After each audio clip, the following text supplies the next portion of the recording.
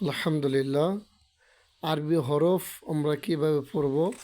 তৃতীয় নম্বর ক্লাস। মূলত আরবি হরফগুলো আমরা ঢেকে ঢেকে পড়ব। যেমন আলিফ খালি ঠিক আছে কিনা দেখবো, যে উপরে নিচে নোক্তা আছে কিনা।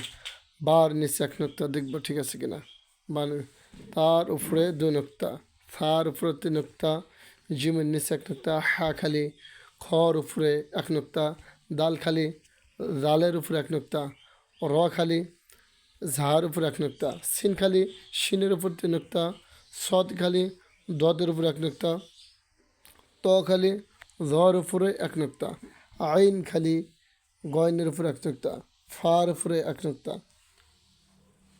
কফের উপর দু নোক্তা, কাফ খালি, লাম খালি, মিম খালি, নুনের উপরে এক নোক্তা, ওয়াও খালি, হা খালি, হামজা খালি, ইয়ার নিচে দুই নোক্তা, ইয়ার নিচে দুই নোক্তা। এভাবে মূলত লুকিয়ে লুকিয়ে এভাবে যদি আমরা ধরি, তাহলে দ্রুত আমাদের আরবি হরফগুলো আমরা ভালোভাবে শিখতে পারবো ইনশাল্লাহ।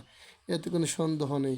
এজন্য এইভাবে আমরা তৃতীয় ক্লাসগুলো অবশ্যই খুব গুরুত্ব সহকারে আমরা শিখবো ইনশাল্লাহ। যত আলিফ বা তা যত ভালো করে শিখতে পারবো, তত আপনার কোরআন পড়া তত অতি দ্রুত সহজ হয়ে যাবে ইনশাল্লাহ।